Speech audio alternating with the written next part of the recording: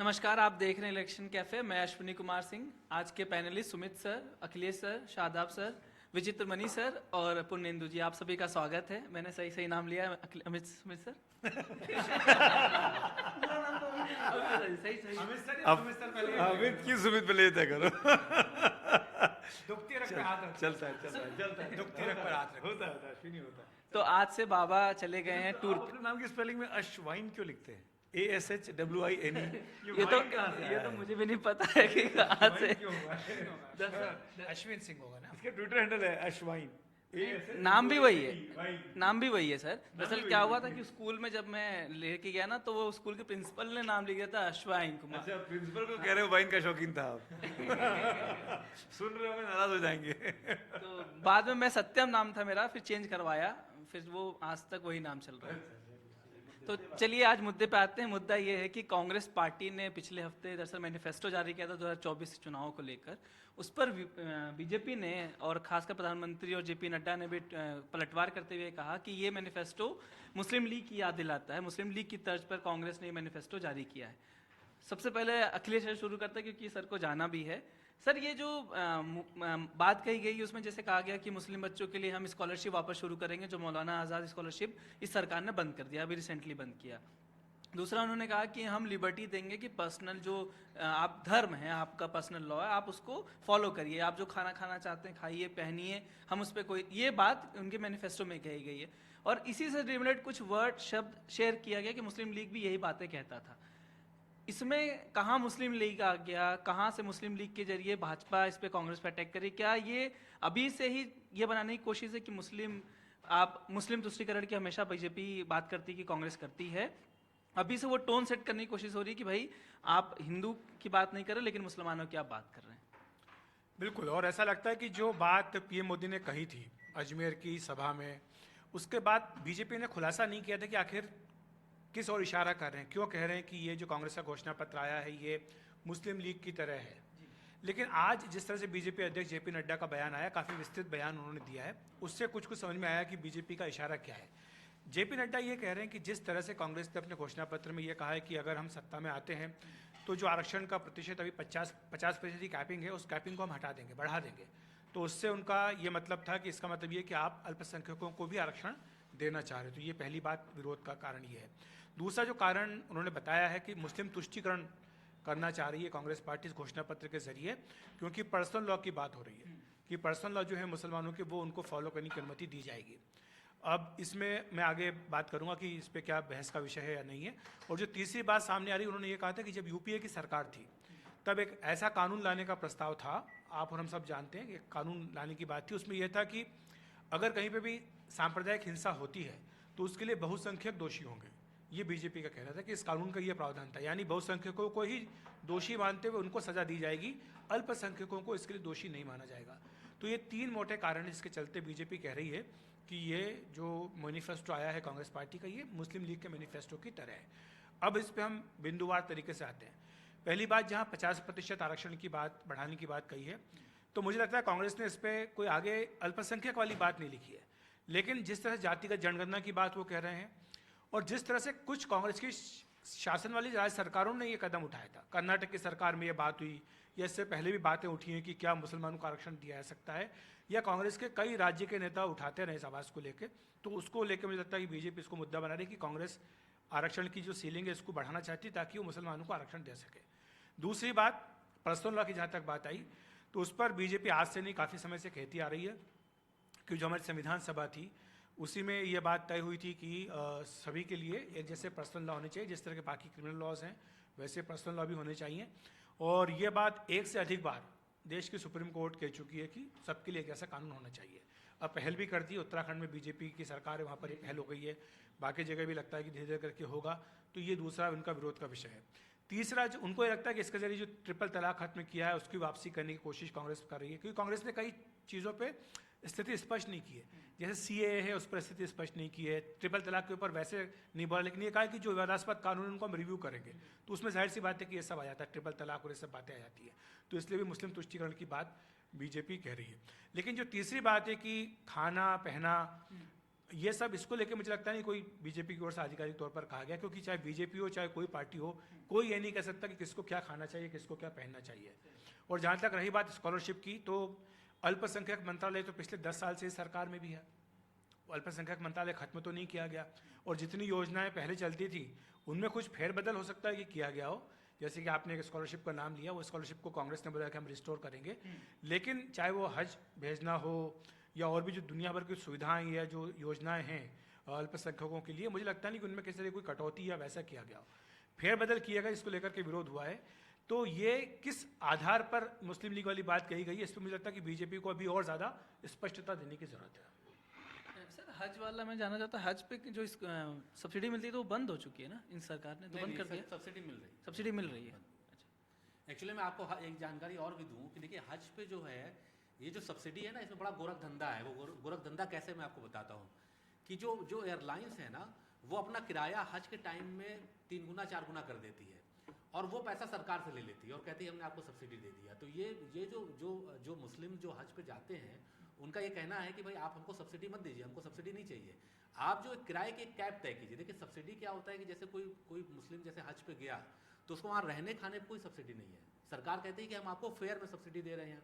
अच्छा, फेयर में सब्सिडी वो नहीं देती, वो एयरलाइंस को दे देती है। और एयरलाइंस जो है वो अभी अगर मान लिया सपोज किया कि वो किराया ले रहे हैं 20,000 रुपये, लेकिन जब आप हज पे जाएंगे तो वो 70,000 रुपये आपसे किराया मांगेंगे, और फिर वो बाकी पैसा सरकार से ले लेंगे। तो भाई सब्सिडी किस बात की है? तो ये कांग्रेस के समय से भी ये मांग उठती रही है कि ये सब्सिडी के नाम पे आप धोखा मत दीजिए। लेकिन इसमें एक जो बात ये सरकार ने बोलती कि इनकी उपलब्धि के तौर पर बताते हैं, वो ये है कि जो मुस्लिम महिलाएं हैं वो बिना पुरुष हाँ वो जा सकते हैं। तो ये इन्होंने ये प्रावधान करवाया है। हाँ, पहले ये था कि एक आप जो है कि आप अपने किसी भाई भतीजे या किसी जो ब्लड रिलेशन है उसके साथ जाएं, पति के साथ जाएं, लेकिन अब ये है कि अकेली महिला भी जा सकती है। बहुत से देशों में प्रावधान था, भारत में नहीं था, वो इस सरकार ने किया है। ये आप ठीक कह रहे हैं। तो ये आप कह सकते हैं कि प्रोग्रेसिव स्टेप इस सरकार ने उठाया है। सुमित सर, आपसे सवाल ये है कि जो एक बात कही जा रही है कि मुस्लिम लीग चुनाव लड़ रही है, क्या कांग्रेस का मैनिफेस्टो पढ़ के आपको ऐसा लगा कि कांग्रेस एक मुस्लिम लीग की तरह, या मुस्लिम लीग के जो वादे जो सीटी रवि और बाकी लोग कांग्रेस सोशल मीडिया पर शेयर कर रही है बीजेपी, आपको लग रहा है कि ये क्या मुस्लिम लीग की तर्ज पे कांग्रेस अपना मैनिफेस्टो बनाया और ये चुनाव लड़ रही है? अश्विनी, आप इतने मासूम नहीं हैं जितना मासूम होकर आप सवाल पूछ रहे हैं। पहली बात तो ये, आज हम 8 तारीख को बात कर रहे हैं, 19 तारीख को पहले फेज की वोटिंग है, मात्र 10 दिन का पहले चरण में मतदान बाकी है। ऐसे में जब 102 सीटों पर पहले चरण का मतदान होना है, जिसमें से ज़्यादातर सीटें ऐसी हैं जहाँ पर मुस्लिम बहुल इलाके हैं, खासकर पश्चिमी उत्तर प्रदेश की बात कर रहा हूँ मैं, महाराष्ट्र की भी सीटें हैं इस फेज़ में, तमिलनाडु भी है इस फेज़ में, तमिलनाडु तो पूरा है।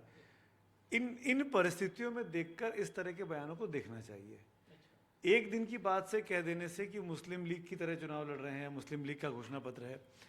बीजेपी का कोर स्ट्रेंथ है हिंदुत्व, बीजेपी का कोर स्ट्रेंथ है पोलराइजेशन।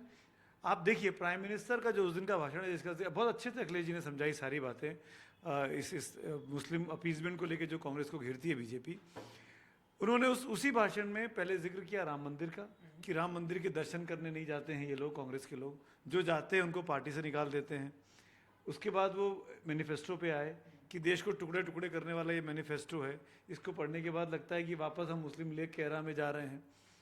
पर हमको याद रखना चाहिए कि ये बात फैक्ट है कि जो बात खड़गे जी ने आज ट्वीट करके कही कि एक वक्त ऐसा था आज़ादी के पहले, जब श्यामा प्रसाद मुखर्जी साहब, जो कि जनसंघ के अध्यक्ष थे, आई थिंक हिंदू महासभा के अध्यक्ष थे उस समय, वो जनसंघ के भी थे, उन्होंने सार्क सिंध में, बंगाल सिंध और उत्तर पश्चिम में 3 जगहों पर सरकारें ऐसी बनी जहाँ पे कोएलिशन की सरकारें थी, जिसमें जनसंघ भी था और मुस्लिम लीग भी थी।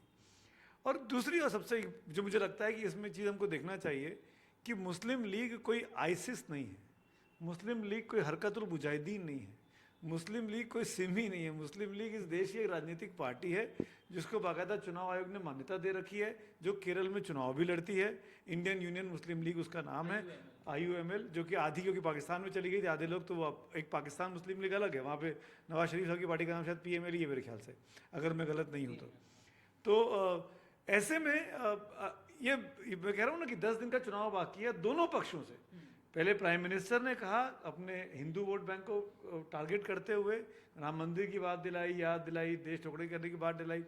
फिर आज की तारीख में जब खड़गे जवाब दे रहे हैं, कांग्रेस पार्टी का डेलीगेशन चुनाव आयोग जा रहा है, प्राइम मिनिस्टर की शिकायत कर रहा है, सुप्रिया श्रीनेत ने लंबी चौड़ी प्रेस कॉन्फ्रेंस की, ट्वीट किया आज इसी बात में, कांग्रेस पार्टी की प्रचार विभाग की वो कुछ हैं अध्यक्ष टाइप से सोशल मीडिया टीम की। तो अब ये अपने अपने ऑडियंस को केटर कर रही हैं कि भाई इधर मुसलमान हमको चाहिए, अगर आप हिंदू लेके जा रहे हैं। मेरी चिंता इस बात को लेकर है कि मुझे देश का चुनाव 80-20 पे नहीं होना चाहिए, ये फिर वो 80-20 की दिशा में चीज़ें नहीं बढ़नी चाहिए। देश का चुनाव विकास पे हो, देश का चुनाव मुद्दों पे हो, बेरोजगारी पे हो, महंगाई पे हो, सुविधाओं पे हो, नौकरियों पे हो, सड़कों पे हो, अस्पताल पे हो, शिक्षा पे हो, ये ज़्यादा इम्पोर्टेंट है। और ये जो आखिर के जो फ्रिंज वोटर्स होते हैं, मेरे ख्याल से हम सब इस बात से सहमत होंगे कि जो 2%, 3%, 4% का जो वोटर है, जो आखिरी मौके पे तय करता है, उसके लिए इस तरह के इमोटिव इश्यूज बड़े इंपॉर्टेंट हो जाते हैं कि ये राम मंदिर नहीं गए, ये अजान सड़क पे पढ़ते हैं, ये ऐसा करते हैं, ये ऐसा करते हैं, और उन्हीं को कैटर करने की कोशिशें दोनों तरफ से चल रही हैं। मैं इस घटनाक्रम को ऐसे देखता हूँ। क्या आपको लगता है कि ये जो 102 सीटें हैं जहाँ पे मुस्लिम बहुल सीटें हैं, पूरा चुनाव 102 से सबसे बड़ा चुनाव जो 7 फेज में है, 102 सीटें सबसे बड़ी हैं, पहले फेज में है, और ये तो भी मोमेंटम शुरू हुआ है, ये अगले 60-70 दिन चलना है। विचित सर, आप पढ़ के भी आए, काफ़ी पॉइंट बना के आए। मैं आपसे ये पूछना चाह रहा था कि ये जो बात कही गई है ना कांग्रेस के मैनिफेस्टो में कि हम पर्सनली जो भी पर्सनल अपना रिलीजन फॉलो करना चाहता है या जो धार्मिक तौर पे खाना पीना जो भी चाहता है हम उसको अलाउ करेंगे, लेकिन हमने देखा है कि इसी गवर्नमेंट में पिछले 5 सालों 8 सालों में जब बीफ का मुद्दा आया था तो गरमाया कि भाई आपको क्या खाना है ये भी सरकार बता रही है, क्या पहनना है ये भी सरकार बता रही है, हिजाब के तौर पर अगर कर्नाटक का मामला याद हो। तो अगर ये चीज़ें जोड़ना मैनिफेस्टो में कि हम आएंगे और हम लिबर्टी देंगे कि जो आप फॉलो करना चाहे करिए, इसको कहीं मुस्लिम लीग से जोड़ना क्या आपको लगता सही है, तार्किक तौर पे सही बात है ये? एक फिल्मी गाना हम सब लोग सुनते हैं कि मिलो ना तुम तो हम घबराएं, मिलो तो आंख चुराएं, तुम्ही से दिल का हाल बताएं, तुम्ही से हाल छुपाएं, हमें क्या हो गया। तो यही हम लोगों के यहाँ राजनीतिक दलों का हाल है। मुस्लिम लीग इस देश में किसी भी पार्टी के लिए अछूत नहीं रही है, सब अपनी सुविधा के हिसाब से उसका इस्तेमाल करते रहे हैं। ये इस्तेमाल आज भी हो रहा है और बीजेपी भी कर रही है, कांग्रेस भी करती है, जिसका अब चूँकि पहले हिंदू वोटों का ध्रुवीकरण नहीं था तो उसका फ़ायदा कांग्रेस को मिलता था, अब हिंदू वोटों का ध्रुवीकरण है तो इसलिए इसका फ़ायदा बीजेपी को मिल सकता है। चूँकि चुनाव में पब्लिक क्या फैसला लेगी ये बाद में तय होगा। एक बात और कि हम मुस्लिम लीग को किस संदर्भ में देखते हैं। 1906 में जब मुस्लिम लीग बनी उसके बाद 10 साल बाद 1916 में पहली मर्तबा कांग्रेस और मुस्लिम लीग एक मंच पर आए, एक साथ आए, और उसको साथ लाने वाले कौन थे? उसको साथ लाने वाले थे लोकमान्य बाल गंगाधर तिलक। बाल गंगाधर तिलक कांग्रेस के गरम दल के वो नेता थे जिन्होंने एक तरह से हिंदू पुनर्जागरण का काम किया था 1880 के दशक में, जब उन्होंने गणेश उत्सव और ये सारे जो आज होता है ना, देश आज़ादी के समय किया सही था। बात। और उस तिलक ने इस काम को किया। अगर उस काम को फर्ज कीजिए कोई मोतीलाल नेहरू वगैरह किया होता तो आज ये चुनाव में सबसे खतरनाक एक नैरेटिव बन सकता था, लेकिन तिलक पर कोई सवाल नहीं उठा सकता है। और हमें यह भी याद रखना चाहिए कि तिलक ने ऐसा किया, तिलक जब मांड्या जेल में बंद थे म्यांमार बर्मा के, तो उनके लिए जो केस लड़ रहे थे वो जिन्ना थे। तो ये हम लोगों का एक सामूहिक पृष्ठभूमि है, जब कड़वाहट थी भी और नहीं भी थी, जब हम लोगों के सामने एकमात्र राजनीतिक क्या एकमात्र दुश्मन था वो अंग्रेज थे। अंग्रेजी सत्ता थी, अंग्रेज नहीं थे, क्योंकि गांधी ने तो इस देश को यही सिखाया कि व्यक्ति दुश्मन नहीं होता। जो अंग्रेजी सत्ता थी तो उस समय ये लोग साथ थे। अब सवाल है कि मुस्लिम लीग की बात कहाँ से आती है। मुस्लिम लीग की बात 1936, जो कुछ एलिमेंट चल रहा है कि 1936 में मुस्लिम लीग ने क्या किया और आज 2024 में कांग्रेस क्या कर रही है, 88 साल में फिर वहीं हम जा रहे हैं क्या। और अब ये कहने की ज़रूरत नहीं है, कांग्रेस के नेता बता ही चुके हैं कि मुस्लिम लीग क्या करती है। ये मुस्लिम लीग के साथ हिंदू महासभा ने मिलकर सरकार बनाई थी। हाँ, पहले वो 3 सरकार बनाई थी। महत्वपूर्ण ये नहीं है कि वो सरकार बनाई थी, ये तो सब लोग बताते हैं।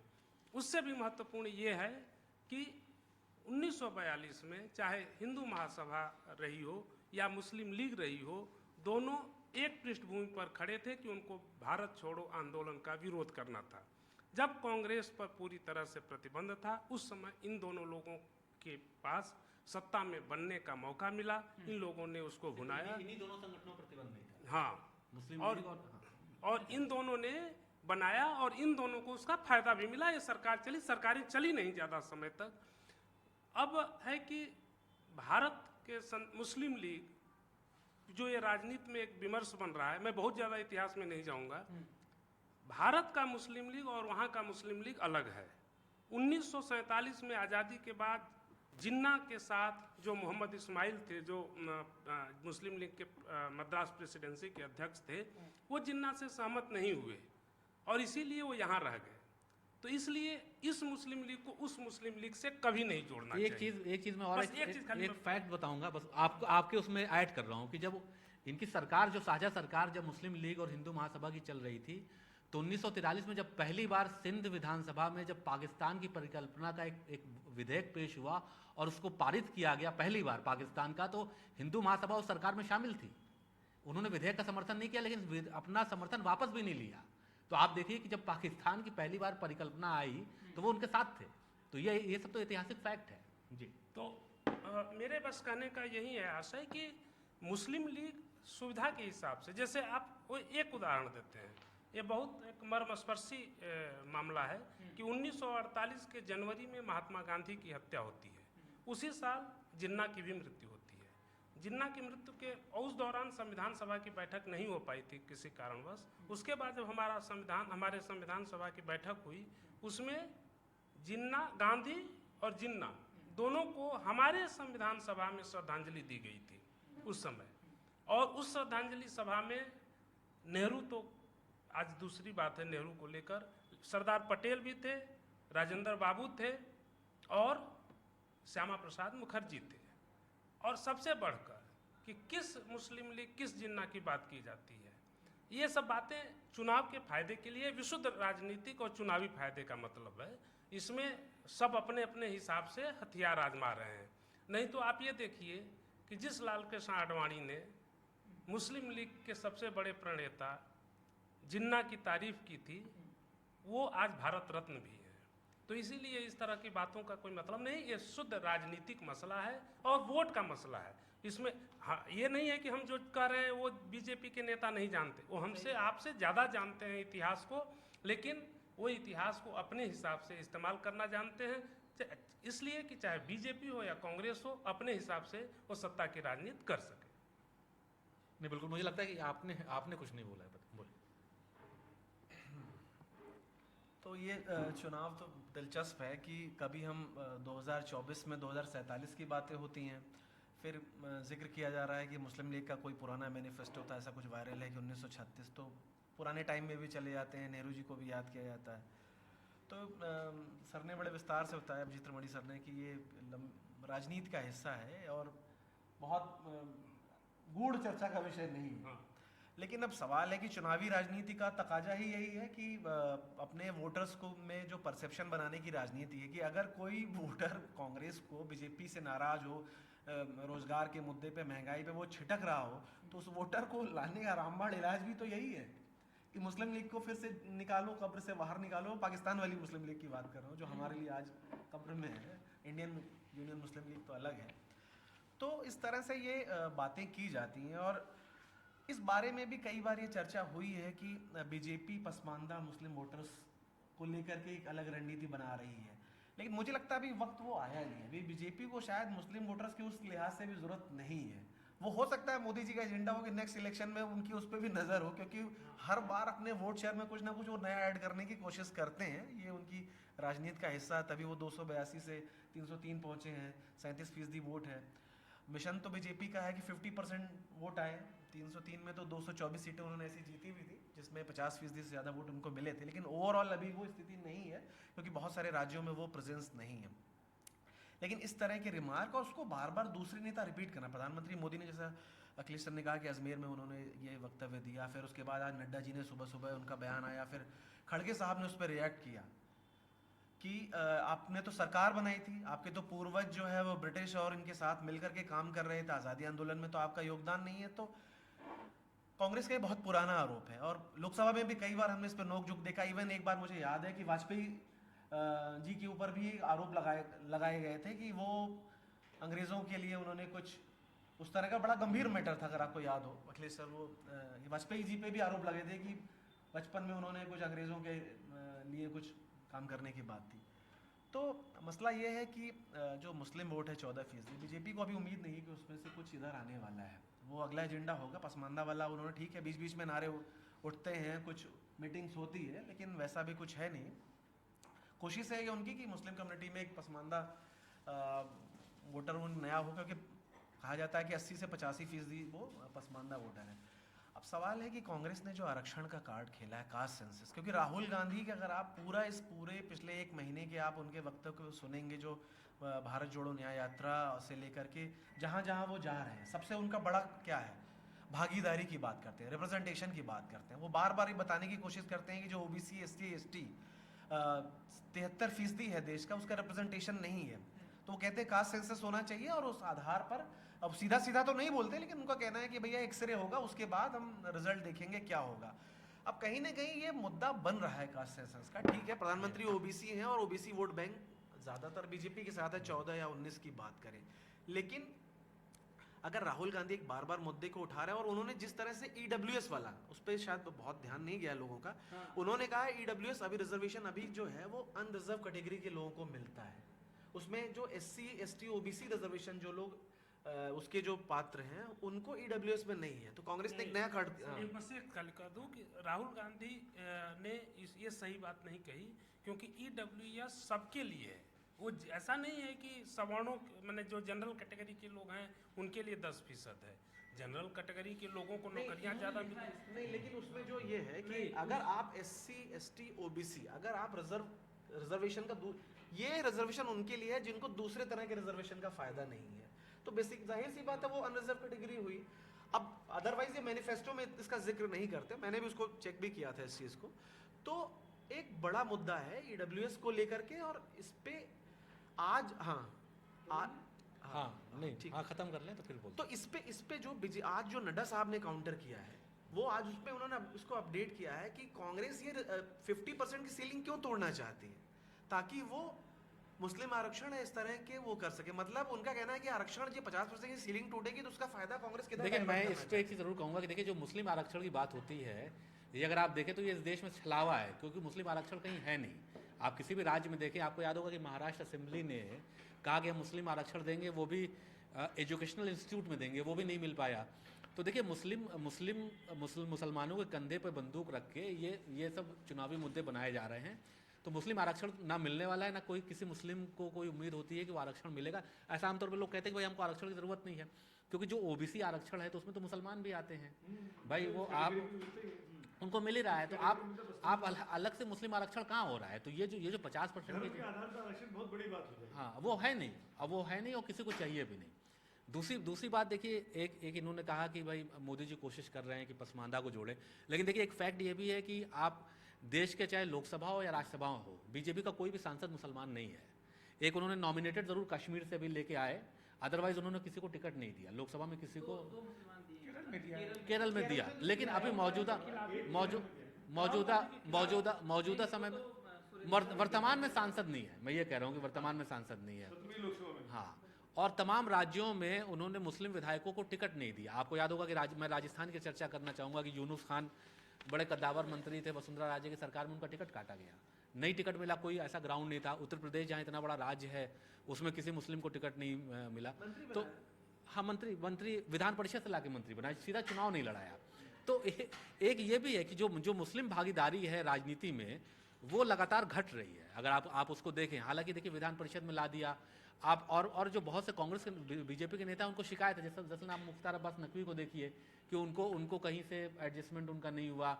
या जो लोग थे एमजे अकबर थे उनको हटाया गया, उनका कोई रिप्लेसमेंट नहीं आया, तो पूरा केंद्रीय मंत्रिपरिषद है वो खाली है, एक भी मुस्लिम उसमें रिप्रेजेंटेशन नहीं है। तो ये भी सब बड़े व्यापक मुद्दे हैं, जैसा कि आप चर्चा कर रहे थे कि हो सकता है इस चुनाव के बाद मोदी जी सोचें। अभी तो नहीं, पर बीजेपी बोलती है शादाब कि हमको ऐसे जब बनाने के लिए नहीं बनाना है, डेकोरेटिव पीसेस नहीं है कि हमको कोई सिंबलिज्म करना है इस तरीके का। तो ये एक फैक्ट है। दूसरी बात ये है कि जैसे कांग्रेस का जो मैनिफेस्टो है, तो देखिए मैनिफेस्टो में पांच उन्होंने गारंटी की बात की है, और जो है 5 न्याय और 25 गारंटी की बात की, जैसा कि अभी हम लोग चर्चा कर रहे थे। तो ये एक बड़ा लार्जर जो है वो मैनिफेस्टो कांग्रेस लाई है, इसको पूरा कैसे करेगी वो बड़ा मुश्किल है। भाजपा ने इस पर ज़रूर एक मुस्लिम लीग की बात की है, अब वो कितनी सही है कितना गलत है वो अभी विचित मणि जी ने बताया, ऐतिहासिक फैक्ट बताया।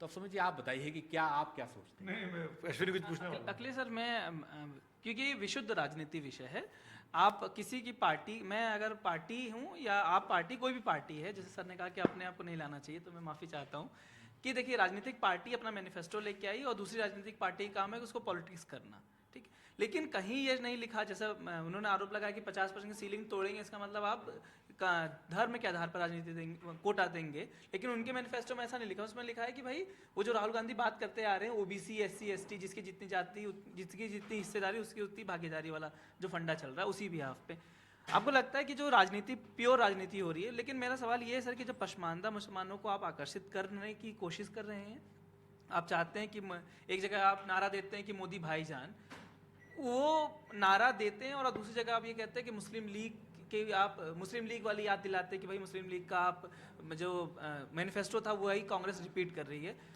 आपको लगता है कि जो एक तरफ आप जिनको आकर्षित करने चाहते हैं, उन्हीं तरफ आप ये भी कहते हैं कि भाई देखो ये हिंदू है, जाग जाओ, क्योंकि देखो मुसलमान को आकर्षित करने के लिए बीजेपी कांग्रेस लेके आ रही, तो अगर आप एक तरफा नहीं हुआ, एक तरफ वोट नहीं किए, तो फिर ये वापस से इनके वोट देंगे। आपको ऐसा कुछ नजर आता है? Politics divide politics, basically divide politics आपको नजर आता है ये?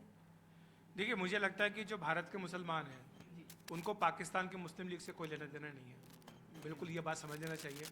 वो जो मुस्लिम लीग थी वो अलग थी, वो चली गई। जो ने पाकिस्तान का हाल करना था वो कर दिया उन्होंने।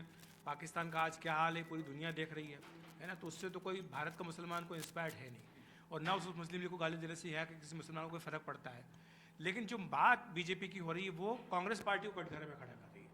कांग्रेस की जो नीतियाँ जिस पर कि तुष्टीकरण, इसका आरोप बीजेपी हमेशा से कांग्रेस पार्टी पर लगाती है कि वो मुसलमानों का तुष्टीकरण करती आई है, तो वो उसी को आगे बढ़ाना चाहती है। उसमें मूल मुद्दा मुझे लगता है कि 50% आरक्षण से ज़्यादा पर्सनल लॉ का है, क्योंकि 3 तलाक का जो खात्मा मोदी सरकार ने किया, और ये कहना कि मुसलमानों के ऊपर बीजेपी का कोई असर नहीं है और मुसलमान बीजेपी को वोट नहीं देते हैं, ऐसा नहीं है। जो कई CSDS लोकनीति के पोस्टपोल सर्वे आते हैं, आप तो आंकड़ों के खिलाड़ी हैं, आप जानते होंगे अच्छे से कि पोस्टपोल सर्वे में ये बात आती है। और ख़ासतौर से जो मुस्लिम महिलाएं हैं वो 3 तलाक के खात्मे के बाद बीजेपी को वोट दे रही हैं। और उत्तर प्रदेश का अगर 2022 का विधानसभा चुनाव आप देखें तो वहाँ पर तो आपको दिखेगा ये आंकड़ों में दिखता है कि वहाँ पर मुस्लिम महिलाओं ने बीजेपी को भी वोट दिया है।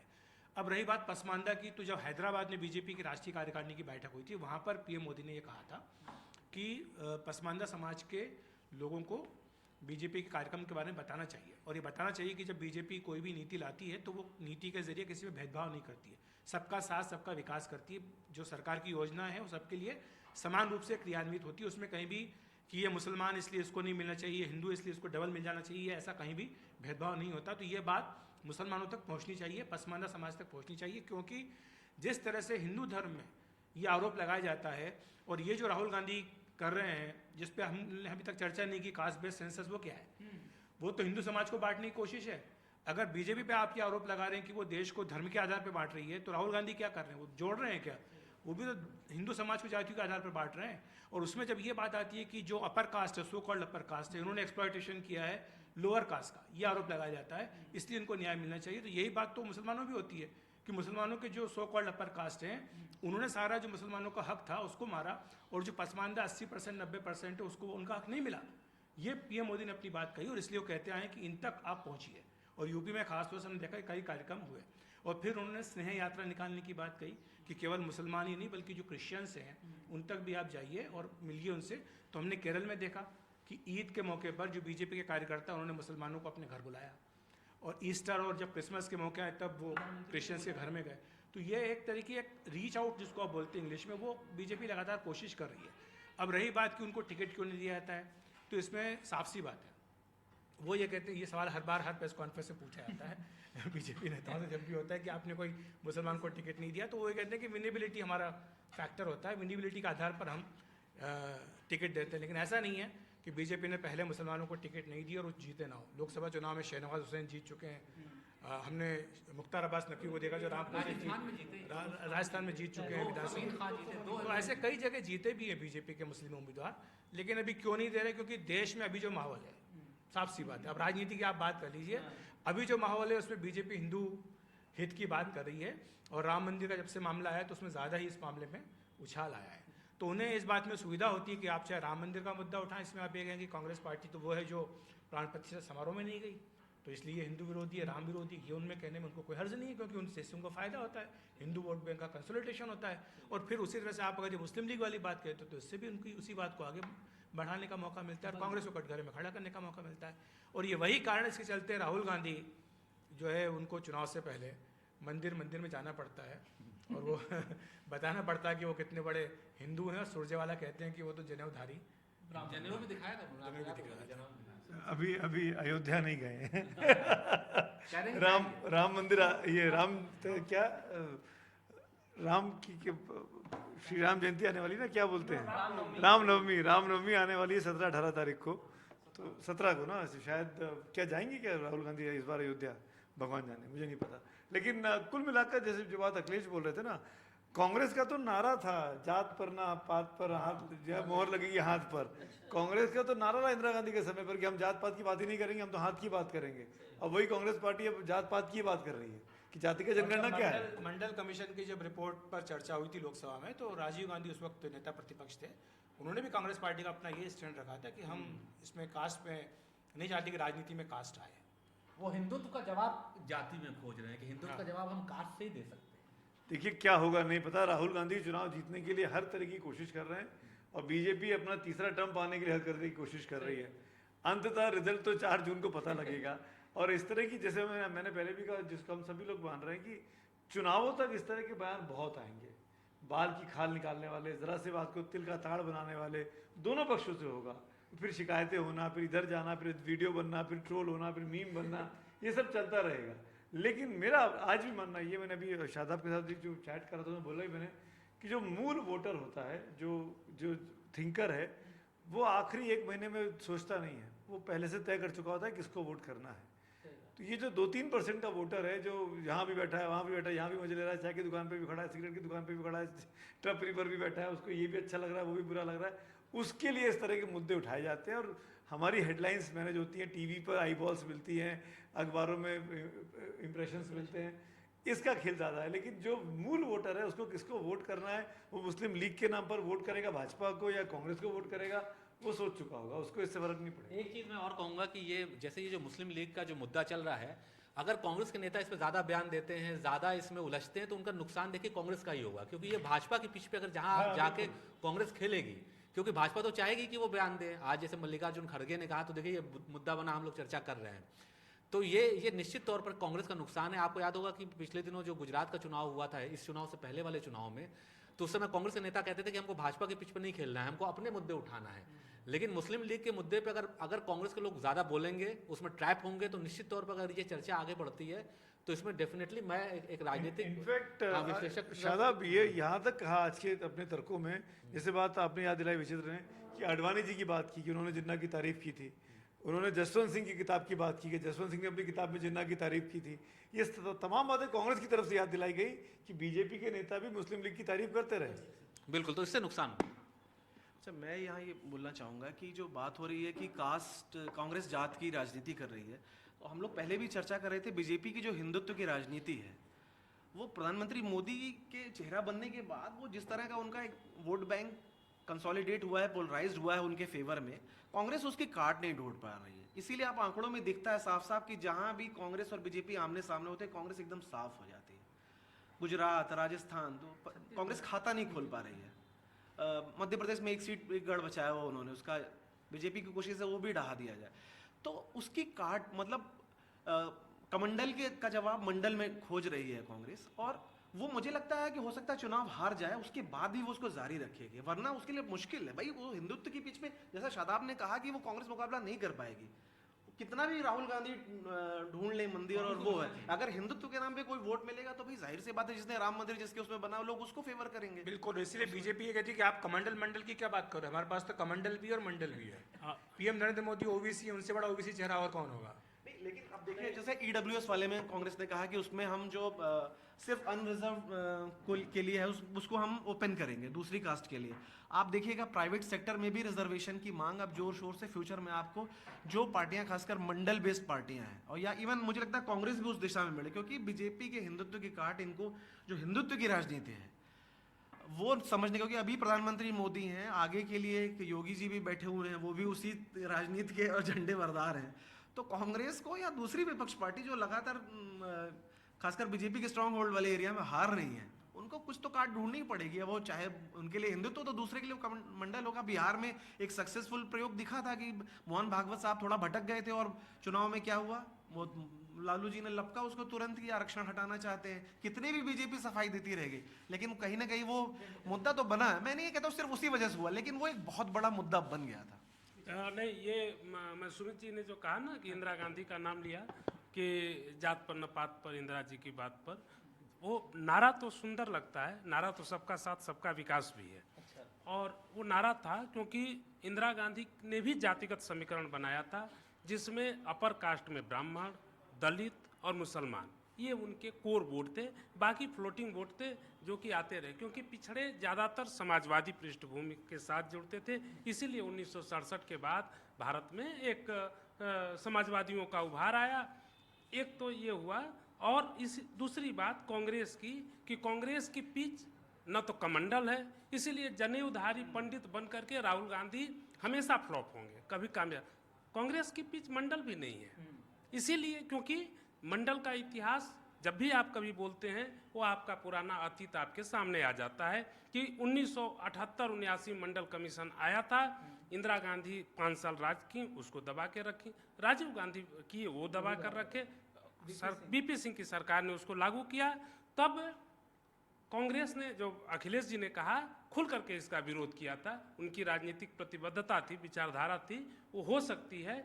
अब आज अचानक आप ये कर रहे हैं तो आपके लिए नहीं चलेगा। कांग्रेस की राजनीति एक जो गांधी ने बनाया था सर। एक अपडेट ये है कि अर्जुन सिंह ने केंद्रीय शिक्षण संस्थानों में ओबीसी रिजर्वेशन लागू किया था, तो कांग्रेस ने बाद में खुद को लेकिन इस कांग्रेस की त्रासदी देखिए कि अगर बीजेपी का कोई नेता इस तरह का काम किया होता तो बीजेपी उसका ढिंढोरा गाजे बाजे के साथ उसको फैलाती। और मध्य प्रदेश में चुनाव लड़ रहे थे राहुल गांधी या कोई नेता, अपने अर्जुन सिंह का नाम तक लेना मुनासिब नहीं समझती थी, जिसने कि पिछड़े वर्गों के शिक्षण के लिए इतना बड़ा काम किया। तो कांग्रेस तो असल में राजनीति कर ही नहीं पाती है, क्योंकि कांग्रेस आज भी नेहरू गांधी परिवार के आवरण से नहीं निकल पाती। जब तक वो इससे बाहर चल करके, कांग्रेस को लगता है कि हम सवर्ण इस समय कांग्रेस के साथ बिल्कुल नहीं है, ये बात तो सही है कि सारे बीजेपी के साथ हैं, तो उनको लगता है कि ओबीसी, SC ST और मुस्लिम को हम जोड़ लें। लेकिन ये इतना आसान नहीं है, क्योंकि उसमें कई लोग अपने अपनी दुकानें खोल कर बैठे हैं। मैं राजनीतिक दुकान की बात कर रहा हूँ, वोट की, और उसमें उनको फायदा होता दिख रहा है। कांग्रेस की जो लीडरशिप है, अभी आपने स्वर्ण और ओबीसी का नाम लिया, हालांकि राजनीति में ये सब होते हैं, आम सामाजिक जीवन में तो बातें नहीं करनी चाहिए इसकी, लेकिन अगर कांग्रेस की लीडरशिप की बात करें तो उसकी पूरी लीडरशिप अपर कास्ट की है। भाई राहुल गांधी क्या है भाई, वो तो दिखाते हैं कि हम तो ब्राह्मण हैं, जनेऊधारी ब्राह्मण हैं, जो ब्राह्मण, जो ये लोग कश्मीर के ब्राह्मण हैं, जो पूरा गांधी, हाँ सिर्फ खड़गे साहब को आप जो छोड़ दें। अभी मुझे याद है कि 9 राज्यसभा बटी थी कांग्रेस में, जिसमें 6 ब्राह्मण को राज्यसभा उन्होंने दिया था। उसमें लोगों ने सवाल भी उठाया कि भाई आप कांग्रेस पार्टी के अंदर आप तो उनको जगह नहीं दे पा रहे हैं, SC ST OBC माइनॉरिटी को। 9 में से 6 आपने ब्राह्मण को राज्यसभा दी, तो आप क्या बात करते हैं। तो ये सही है कि राहुल गांधी जो कहते हैं वो अपनी पार्टी में लागू नहीं कर पाते हैं, ये इससे मैं इत्तेफाक रखता हूँ। चलिए, तो आज की चर्चा में बस इतना ही। कल मिलते हैं किसी और विषय के साथ, तब तक के लिए बहुत बहुत धन्यवाद।